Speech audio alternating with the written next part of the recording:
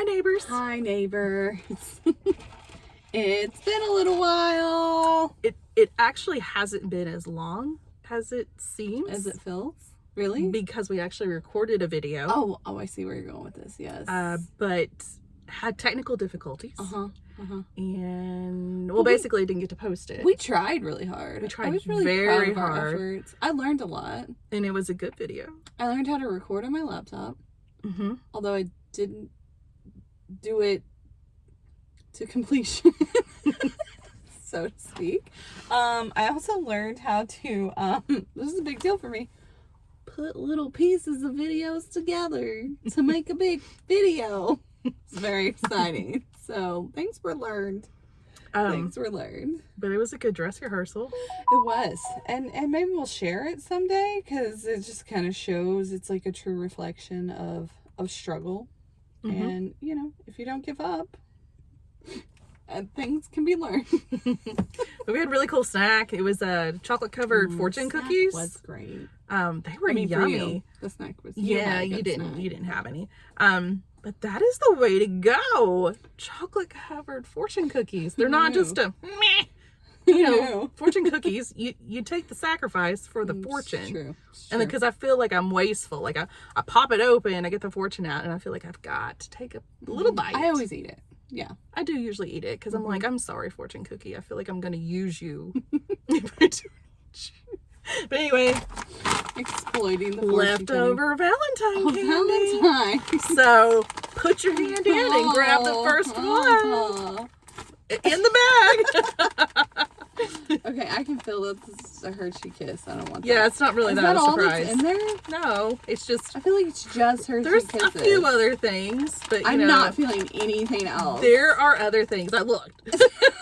Okay. Because the crackle was right up front. But, you know, you can tell that the children prefer other things. Hershey kisses are just too hard to eat. Milk chocolate. Oh, I know. I got crackle. I'm sure. Still good. Still good. That's good. I say we have until next Valentine's Day to eat these, right? You know, I don't know. I mean, I don't think it matters. Like, the expiration date's just a suggestion. It says that it's okay. Nobody follow that advice. Until October of this year, but... Which means you could use it as Halloween candy. You could. Just a little aggravating that they color. Now, red, that could be some Christmas. But that'll be past the aggravating. You can't hardly pull off pink for Halloween. You just you can't. I think you can do whatever you want. Here's a Reese's Halloween. peanut cup. Peanut butter cup. Peanut cup? Peanut cup.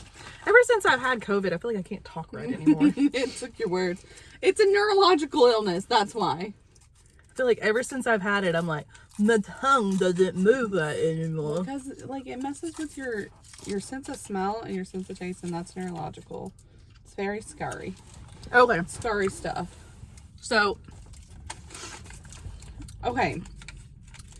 You can go ahead. Go ahead and introduce it. Well, it was your idea. Okay, I'll introduce it. Yeah. So, I don't know why I said okay after you said okay. So the topic for today is basically different types of, like, a diagnosis, mental health diagnosis, terms used with mental health that's kind of become taboo. And it's not to say anything bad about people that still use the terminology or that were raised with it. It's just how it was, and that's just how we grew up with and didn't know anything any different. So we thought we'd talk about a few topics about what we used to think when we heard certain words, and then now what they mean to us now. Yeah. So for instance, the first topic that we have is bipolar. So, in case you all haven't watched all the videos, we are both diagnosed with bipolar. Yay! Oh, team bipolar.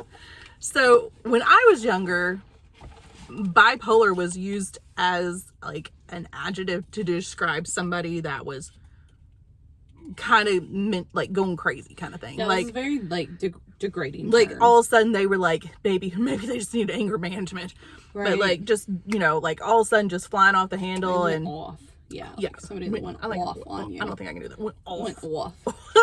Like, she went off. She's bipolar. Like, God, yeah. she must have the bipolar. Yeah. Like, I think that it was, like, the 90s term for Karen. Right? Yeah, I think so. Yeah. Okay, Karen. So, okay, yeah, she's got the bipolar. Yeah, she's got the bipolar. Yeah. Or he. Like, yeah, it was usually a she for some reason. I know a few people where we would use it for a guy. Yeah, but, like, it was more commonly. Like, their mood just changes so drastically, which is not bipolar. Yeah. The mood doesn't change drastically. I mean, if you see us, like, a few weeks apart. Yeah, I mean, if your it's... visit, maybe. But, you know, if you were to see us day to day... Right. That's not what's going on. No. So, you know, now... And okay, so Jamie was diagnosed first. And, you know, I can't help but when I heard she was diagnosed with bipolar, I was like, what? Not my sister. We're pretty good at hiding it. No. And then, of course, now I'm diagnosed and I'm like... And I still, sometimes people that maybe aren't as familiar with it, it is. I kind of hesitate a little bit because I'm like, once they hear that I'm bipolar, and it's not that I'm not. I don't care really, but I'm like, they're gonna think I'm crazy. It comes with a lot of stigma still. It does. Which I guess, like, on one hand, it makes it really scary to, like, identify with that and be open about it, but on the other hand, maybe this is what it takes to destroy those stigmas or make those stigmas, like, change those stigmas. Because it is nice to be able to see somebody that has bipolar and not think that you're in danger around them, and not think that, like, you can't have a friendship with them or a relationship with them. So yeah, I think that it's kind of twofold when you start to, like, be honest and open and vulnerable about it. I've had even, like, doctors treat me differently. Well, when I've said, like, I have bipolar disorder, because I do think it's important to disclose, especially in a medical setting. It is getting better. I have noticed an improvement in the last year and a half, I would say. But there's still even medical professionals that, like, as soon as I'm like, I have bipolar disorder, they're like, oh, and I feel like they even talk to me differently. Almost like they talk to me, like, slower or something. Like, okay. Like, they're scared, maybe? Maybe like, they're scared. Like, they need to watch their words, because if they say the wrong thing, Jamie's gonna go off. I'm gonna go off. I don't know why I look like that, but I was like, off. I'm gonna go off. Yeah. But yeah, even as a nurse, and God, I hate that it's like this, but again, before all of this, if I saw a diagnosis of bipolar, I'm just like, okay, everybody, let's remain calm. Let's present ourselves in a calm way. You know, like, because I thought I was going to tip the boat and cray was going to come out. Even in nursing school, I remember when we were going over some common diagnosis, like bipolar, ADHD, things like that.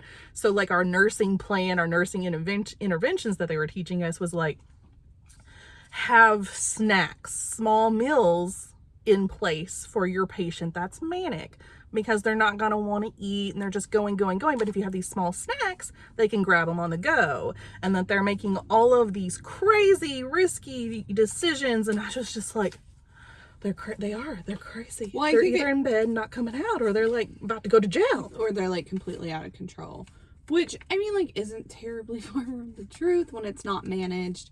The snack thing is a great idea. I still use that to this day.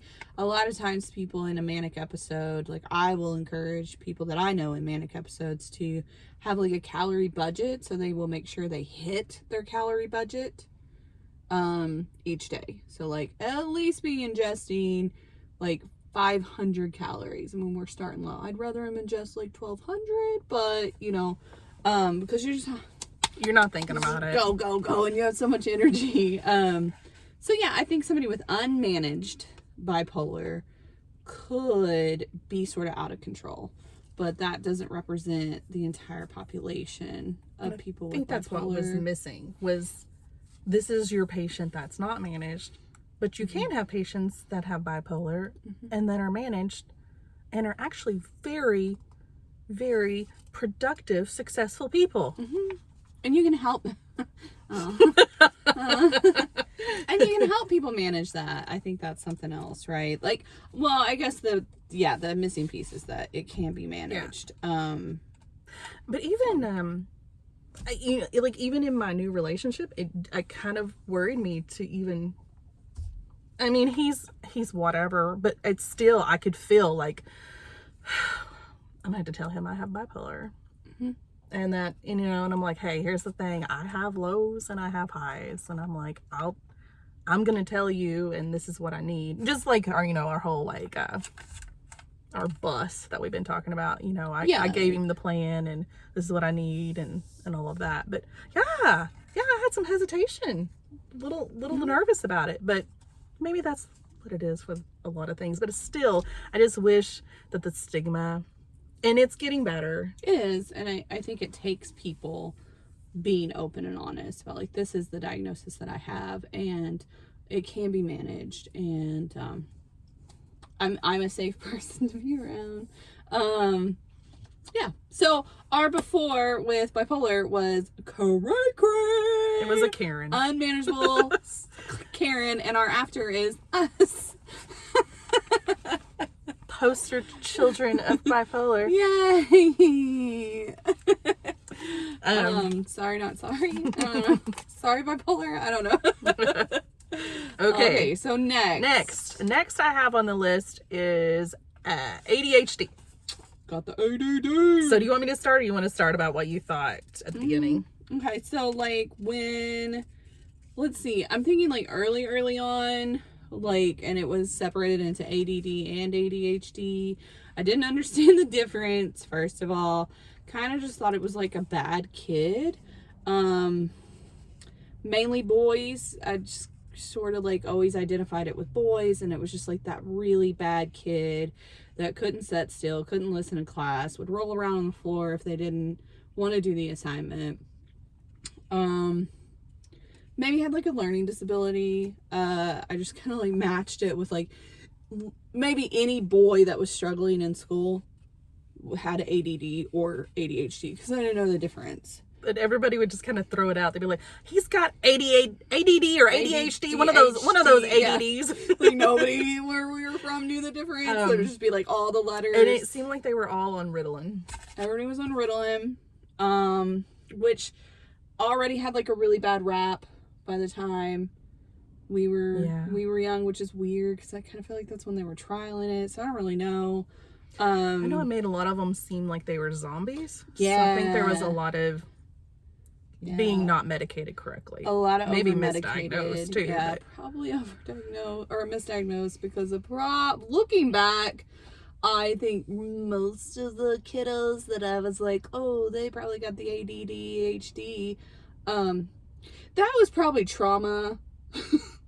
That was probably the trauma. ones that I can think of. Yeah.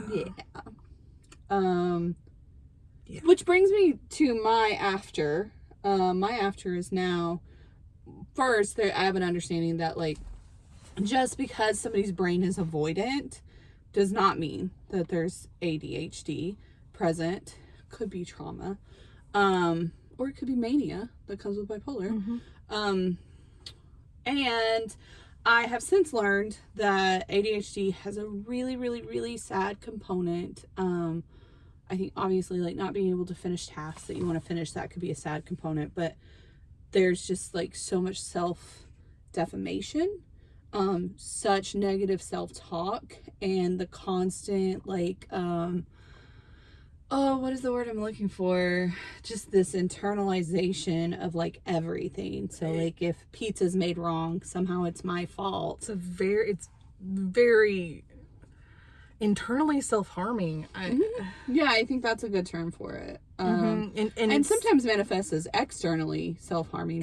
Yeah, definitely. It's all very like internalized. Just very. And I think like I say to people like a big difference between bipolar and ADHD is that a lot of times my depression will start a little external. Like, I'll kind of start getting, like, annoyed with everyone else. And then eventually annoyed with myself. But I think with ADHD, the depression always starts with, like, I suck. And the reason things aren't working in my life is because I suck and I did something wrong. I do agree with that, because I can feel when I'm starting to go down. It's my process of shutting people out. I call it going into my cave mode. Yeah, everybody starts getting on my nerves. It's everybody else's. It's not me. Everybody else is dumb. Yeah. And I'm gonna go in my cave and I'm gonna sleep. And when I come out, y'all better be better. Yeah. And then, like, when I get real low, then I'm like, oh my gosh, I'm a terrible person. Like, Yeah, I think all these bad things like, about people. what have I done? Yeah, like with ADHD, I feel like there's always that voice of like you, like, I suck and I'm not good enough. And even on good days, which is what makes me so, like, my heart hurts so bad for people with ADHD, is just like, even on good days, there's this negative voice saying, like, you don't deserve good days. You didn't do enough to deserve this. And it's just so self-punishing. So it's definitely the big one for me, is I just did not realize the self-punishment that it came with. I also, and it definitely, girls are diagnosed. Oh, yes. And I actually, Girls have it. and I did do, well, you know more than this on me than me, but I did do some reading, because it exhibits a little different with girls. It's a little bit, I would say, it kind of, to me, as I read it, seemed quieter. It was more in here than sometimes. It can be either way for whatever gender, but guys are a little bit more, you can see that I'm jumping after a squirrel, and girls are just kind of like, the squirrels are bouncing around in my head, but no one can hear them or see them but me. Yeah, like that person with what is kind of now known as quiet ADHD is harder to diagnose, because you're not going to see them bouncing around a classroom or needing to stand up or always, but they still have that battle, that busyness going on in their head. And yeah, I definitely think, and maybe it's like estrogen based versus testosterone based. It could very well be. Or maybe we just, like, don't know enough yet, because we haven't broken it down into very many categories. We've got, like, inattentive type and hyperactive type, and those are basically our two categories. So I kind of hope in the future, well, no, I do hope that we'll eventually have much better categories for all mental health. So maybe it's like in, internal type or external presenting or something like that, because it's so weird, because I think the thought process is probably the same for both people, but one person could just be, like, sitting here trying to not be seen, and then the other person could just be, like, bouncing off the walls, because that's how they're soothing themselves. Yeah. So. And then of course, even the one that's very exhibiting all of it outward versus the internal, in my experience, they both have the punishment going on. So obviously it's more than Ritalin that they're treated with now, and thankfully, and I think it's a lot like our series that we just did, where again, and I find that this is still very delicate and hard, but you have to find out from that person, what can I do to help you? Because if you try to help them and they that actually can be more harming, because then they're like, I'm such a failure because I have to have help to function. And you want to say, no, I love you. Everyone needs help. I'm here to help you. Nope. Makes it worse. Yeah, I think that's, like, such solid advice too. Like, if you want to know how to help literally anyone, just ask them. Some people are going to be a little more forthcoming than others. People with ADHD tend to people please, so they may beat around the bush a bit and, like, try to, like, please you and tell you the answer you want. But if you can get a, like, good enough rapport with them, yeah, it could be a good guide, because I've said this many times before. I used to have this go-to line in therapy that I would use with people that I worked with, and I would say, like, can we agree that you did your very best? And for a lot of people, that was really validating, really freeing, and they were able to exercise some self-forgiveness, because they were like, yeah, looking back, I didn't do good at it. Like, I wasn't great in that moment, but it was the best I could do. It was the best I knew how to do. But people with ADHD, like that, I have found through trial and error, that's a very triggering phrase, because they'll never think they did their best. Ever. So I have to change even my terminology with people that have ADHD, because I cannot suggest that they have done their best, even if I think they've done a great job. Yeah. So it might be, you know, something about like, can we agree that you felt better today than you did last time we went through this episode, and then move from there. So, yeah. I think that was all the points on that one. I think so. What's our next? So the next one is autism. Dun, dun, dun. I don't know why autism got a song. I don't know. Also known as ASD, Autism Spectrum Disorder, in case we interchange I those. think it's because it feels like it's the big one. Oh, I don't know. I guess. Well, okay, maybe so it's I'll big one for say us. when I was younger, I didn't even hardly hear the term autism. I think I heard Asperger's more than autism. Right, like, and that wasn't even, for me, that wasn't even until, like, maybe high school. It like, maybe, late yeah. high school. But my visualization when I did hear about autism was like a kid, nonverbal, throwing fits in the floor. yeah. Basically kind of like needed total help, but then also was aggressive. It can hurt people because they were mobile, you know. Yeah. But yeah, that's what I pictured. Yeah, for me, like, when I finally started learning about it, which was like embarrassingly late in life, I really kind of thought maybe it was like the new word we were going to use to describe like intellectually delayed people. Like, I thought it was kind of our new word we were going to put in rotation for that, because we had been using like mentally retarded, which unfortunately became saturated in degrading, you know, stigma instead of a clinical term. So I was like, oh, this is a new word we're gonna use for that, which I was incorrect. I was very incorrect. Well, and then I think it got even more confusing because you have Asperger's, and those were just the people that were a little different. You know, they're just a little odd. That's how I remember us talking about them. They're just a little different. They got Asperger's. Right. Yeah. Yeah. The Asperger's. But then they went into this same umbrella, and you got, and then that was hard for people to transition because they were like, no, they have Asperger's. I'm like, no, they have autism. Well, and that was really hard for people that had Asperger's, because they had identified with that. And I understand that, like, being a person that, like, being able to get a diagnosis provided me with so much validation. And I kind of felt like it finally described what was going on with my brain. And so, like, I know that if, like, next year they came out with a new diagnostic manual and they're like, we're not calling it bipolar anymore, I would have kind of a little mini crisis. Like, it would be hard. My name's Sarah.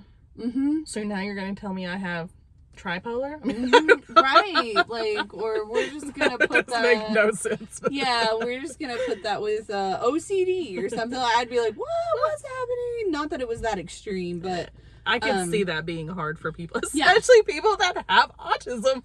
Yeah, I think it was a tough transition, and I think that like, I understand the transition. I do like it better on the spectrum, because it's a better measurement. I think all diagnoses should be on a spectrum. I think everything should be on a spectrum, actually. But yeah, so now I think really, maybe it was both of us, when we really started when becoming educated with autism, was Reese, my son. He, between the age of 2 and 3, he didn't progress. And of course the Head Start that he was in, it was a private paid. I think they just weren't familiar enough with what was going on. So communication with me from the Head Start was not great, or the preschool.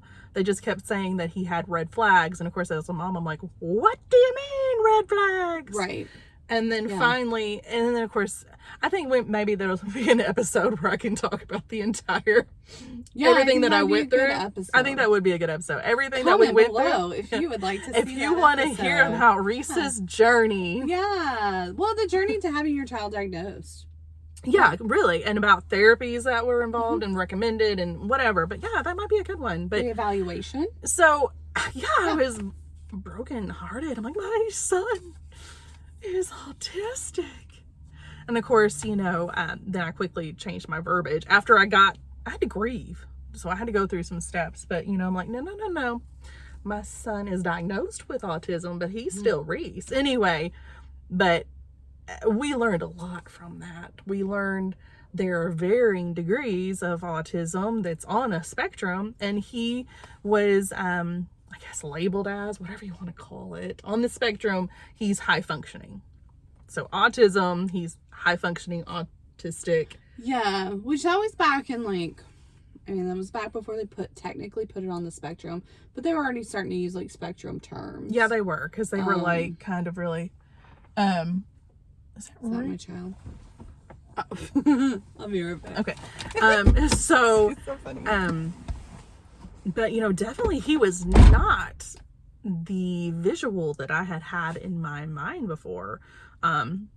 He did have a lot of issues with schedule changes. You know, there were some speech issues, but my goodness, that kid has, it's not been easy for him, but he's done great things. And Reese, for who he is an amazing young man. He's so creative, which is what they told me when I was, you know, like the psychologist that evaluated him was letting me know that a lot of times with autism, they will have maybe their IQ scores are kind of still in the middle, because they'll have areas where they excel extremely high in something, but then they have something else that maybe they're not too great at. And I'm not saying this is for everybody. They were just kind of saying here's some commonalities. But yeah, Reese definitely creativity, storytelling, drawing. So creative. The things that his brain can think of are just amazing. But yeah, some other things that he's had that he really kind of has to kind of push himself through. I remember even going trick-or-treating, and I think this is good for all kids, not just my Reese. We did this with Lyra, and I think we did this with Rory too, but we practiced trick-or-treating, you know, and that's social interactions. So we got a little trick-or-treat pail, a pumpkin, and then I had somebody go to the bedroom doors and the front door in the house, and I would have him practice going to the doors and knocking on the door, and they would answer it. And he'd say, trick or treat, and they'd give him candy, and then I'd have him practice saying thank you. Not oh, I don't like that candy, or just trick or treat, thank you. But yeah, it was fun, and it was actually very beneficial. Practice on that social interaction he was about to do. But yeah, the diagnosis with autism's come a very, very long way, and so many different things with it and in it. And again, you know, people that were diagnosed with Asperger's, now it's all under the same umbrella. So which I guess shows how varying it is. Medication, they're not always treated with medication. Reese isn't on any kind of medication. But, you know, definitely it's not the image that I foresaw, you know, some kind of kid that might have to, as an adult, live in a group home kind of thing. That's not what it is. Right. Not what it always has to is. Be. Yes. Yeah. Yeah, definitely. And I think, yeah, because I was in grad school when Reese got his diagnosis. And so, I had already started learning, that it was totally different than what I thought it was. But it was really cool. I mean, I say cool. It was cool to kind of see it all go down, and watch how it really worked, and what it really meant. And it was just, I guess for me, and selfishly, it was really good education, personal research. But yeah, it was interesting. It was a tough tough transition, I know, but we've learned a lot from it. We have. And we're better. And I really think with autism, I think that stigma has actually, it really has gotten a lot better. I think so. I hope so. I really hope so too. I mean, I was at a family function and Jeff was introducing me, and he was like, it's after I had, been around some of the people, and he was like, I'm not sure if you know, but this individual is diagnosed with autism. And I'm just like, okay, no, I would have never known. I think it's just because families maybe, have learned how to communicate with each other and respect that. And I don't know, it's just kind of an example of, no, he didn't stick out like a sore thumb. No. Right. Well, and nobody made him stick out a sore thumb. No, it wasn't like, this is his introduction. Let's make him stand in front of everybody and give a speech. Yeah. Or like, I'm going to introduce you to my son with autism. Like, that wasn't part of the introduction, which sometimes is necessary. Like, I get that. If you are in a setting, perhaps, right? Like, educational setting. Probably really helpful for the education system to know about that diagnosis. But if you're just like playing at a park, and your kid's making friends, might not be like the best to be like, this is my child with autism. And some people do that. Well, and I think people do that with everything. And it's not, so. There's no ill intention. And I think I've probably even done that with my own kid. Maybe introduce the fact that she has anxiety, like impairing anxiety, too early in the conversation. And I've done that because I thought that was going to be a way to protect her and a way to go ahead and like build that bridge. And then I've realized, like, I've assessed, I've gone to needs assessment bay, and I've assessed that, like, oh, that was too early. Like, that was too early in that conversation. And that's probably not the first, second, third, or fourth thing that I want people to know about my baby, right? Like, there's a lot of other really exciting things that they could know about her. Again, education system, dance, it's okay for them to know that that's what's going on. But maybe when she's making friends, right? Maybe that's not. And it is kind of exciting for them to meet people and people to get to know them before they even know that they have a diagnosis attached to them, because they get to find out that's that person. I think that's true for medical diagnoses too. I like to always compare to medical diagnosis because that's easier for us to wrap our heads around. And I think we do that as parents as well. We're like, oh, like my kid has epilepsy, or my kid has diabetes, or my kid has, CP even, like right up front, because we're trying to be protective.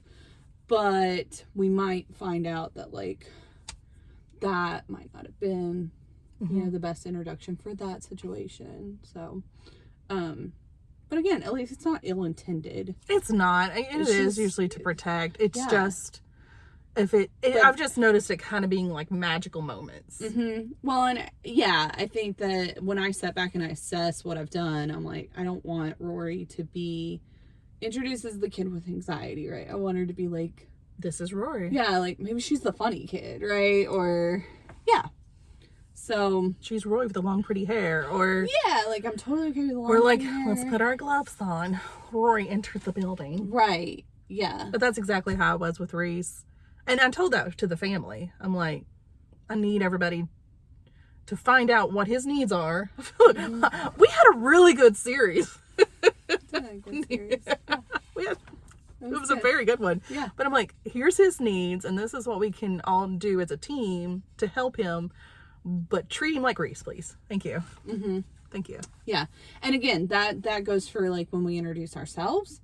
It goes for when we introduce ourselves and people we love, even with medical diagnoses, because we get so protective and worried that we make that part of their identity a big part of their identity. And it's actually just kind of a small part. It's an important part. It's a significant part, but it's not the only part. So I do want to say, I guess it's kind of the last thing on the autism, but I think this is an example of Reese getting acknowledged for him being Reese, but also having the characteristics of the autism diagnosis that he has. But he got an award last week from high school, and it was a Cougar award.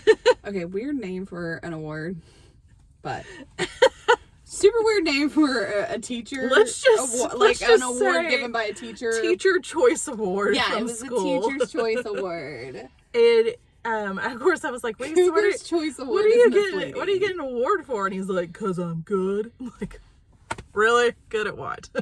Come on, buddy. But yeah, no, that's for real. So he was nominated by a teacher, and they read why he was nominated, and it was like nominating Reese Hodgkins because he takes some very difficult classes. You know, they didn't mention that he made the top scores. They were like, he takes these difficult classes, and he does really well in the classroom presenting and discussing, and he has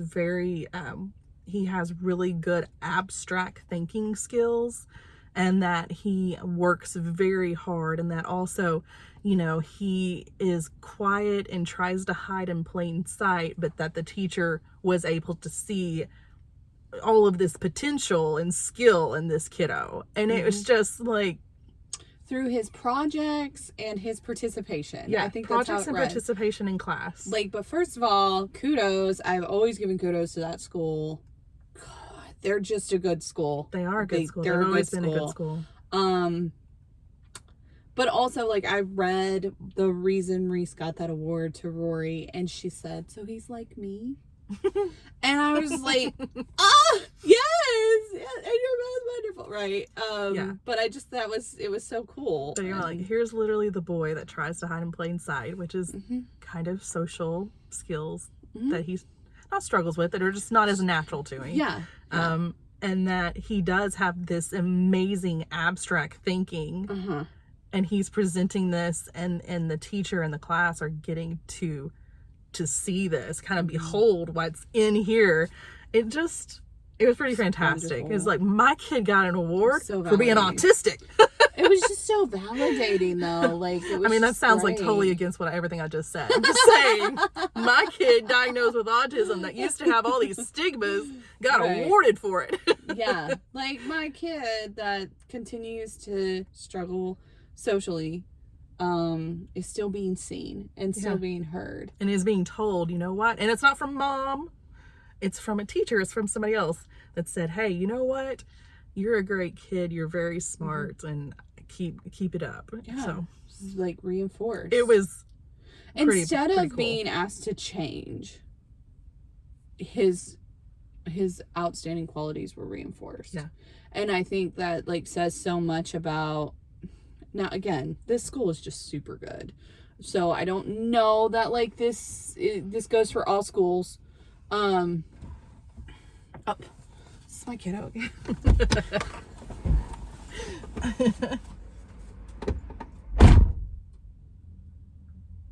We're having a dance moment. So, like Jamie said, and I think that this would be a really good topic, a point to talk about, kind of like the autism journey that me and the family, all of us went together, about schools. And again, like, you know, just because they're a school, they might not be able to meet your kiddos' needs, or there might be ways that you can work with them where everybody with their forces combined can meet the needs. But again, just because your child's diagnosed with autism, it's not set in a box or check, this is everything that's going on with the kid, and this is everything that you have to do to help them out. They're all different. They're little individuals. So they're just different things. So I'm going to go on to the next topic. I don't think you all want to see my grocery list. Need cash, jelly, and bread. That's about the sums up life, I think. Need cash, jelly, and bread. Anyway, on the other side of the list, behavioral health units. I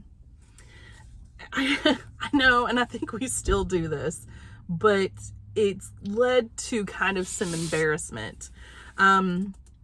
I know growing up and still now I hear people say, I'm just going crazy. Just go ahead and admit me to the psych ward.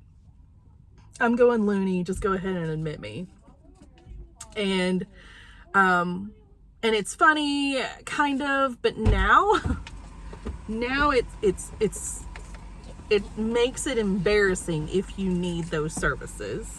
I'm talking about being admitted to a psychiatric facility. Oh, you and down that road? And how it would be kind of embarrassing. You didn't want anybody to know. Okay. You didn't want anybody to know that you had to be admitted for psychiatric treatment, acute psychiatric treatment.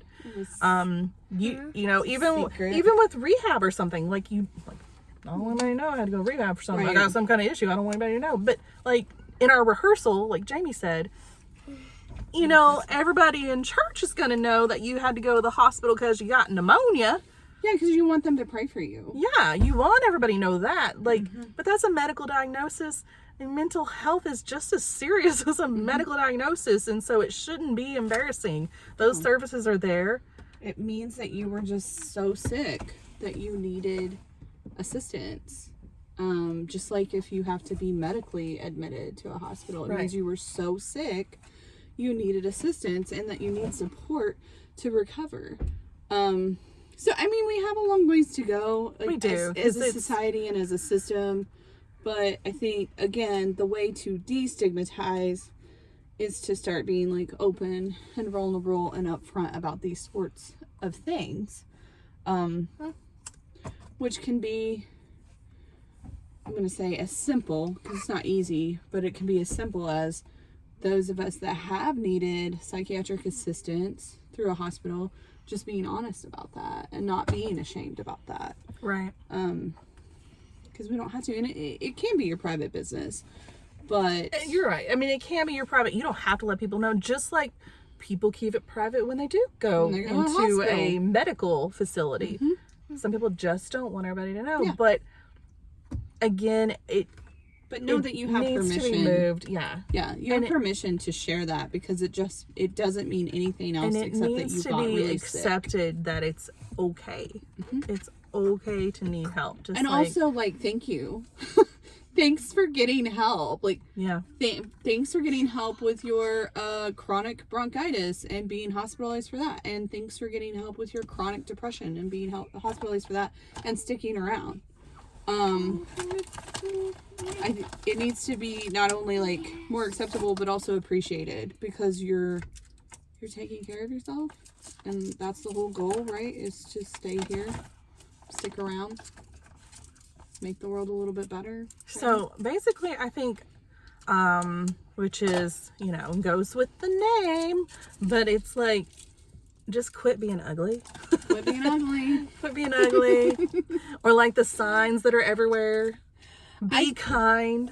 I think the name of the podcast has so much like double meanings in this particular episode because like quit being ugly. I think that's how we would have addressed mental health back in the day. Ugly? Yeah, like quit being ugly now. Yeah, and like really that was we're gonna have to admit you to an insane asylum. And that was really like your bipolar, your ADHD, or your autism. And everyone's just like, quit being ugly, right? Like it was a choice. That kid's got behaviors. And then I think now in present time, like quit being ugly, like stop being ugly to people. Like it takes just as much energy to be nice. And I said this in our dress rehearsal. If you think that someone having a diagnosis will change the way that you treat them for the better, then just assume everybody has a diagnosis. Yeah. If your opinion and your treatment of somebody changes when you find out that they have post-traumatic stress disorder or autism, then just assume that people have that and just be nice from the get-go. And like Jamie said, just like that, I would be okay if I wasn't ever diagnosed with bipolar. It's still me. I still have the same things that I go through. It's just that little diagnosis that helps my insurance pay for my medicines and therapy and things. Same thing with Reese. We couldn't get occupational therapy, physical therapy, and things like that paid for with different a different diagnosis. I think they were slapping on like developmental delay or something. But as soon as we got that diagnosis, then treatment was able to happen through our insurance, which is sad, but yeah, it was probably pervasive, like the PDD. I bet. Yeah. Yeah, and I think that further negatively stigmatizes things. But it is also nice to have a diagnosis because it gives you a guide. It does give you a guide. And it validates. I don't know how many times I've heard somebody say, like, when we've reached a diagnosis and, working together, they'll say, like, I know this sounds just wild, but it feels so much better to know that I'm not just crazy. Well, and I guess it's the same with like a medical diagnosis. Yeah. You're like, you have all these symptoms and you're like, okay, finally, there's a name to what I'm saying. I'm not just like creating all these things. Like I'm thirsty all the time. I'm peeing all the time. I get really sad and my energy gets really low. And like the whole time you're just kind of thinking that's in your head. And they're like, oh, it's diabetes. Oh, that was my blood sugar. Oh, and now there's a guide on how to maybe help this, not, to manage this. And that's really nice. Does it mean that it's going to cure it? No. Does it mean you're not going to have diabetic episodes? Also, no. And it doesn't mean it's not going to evolve and come with new challenges, but it's a nice guide. Mm-hmm. And it's nice to know that other people go through it. Lyra's been writing. I think that's all that I had on my list. I can't remember if there was anything else that we talked about last time. I don't think so. I think somehow we made it, which is funny because like when we did it last time, it was like 45 minutes. I think last time I went into the autism story more. Yes, which again, we can have a whole episode on. I think it would be good. Just let us know. Yeah.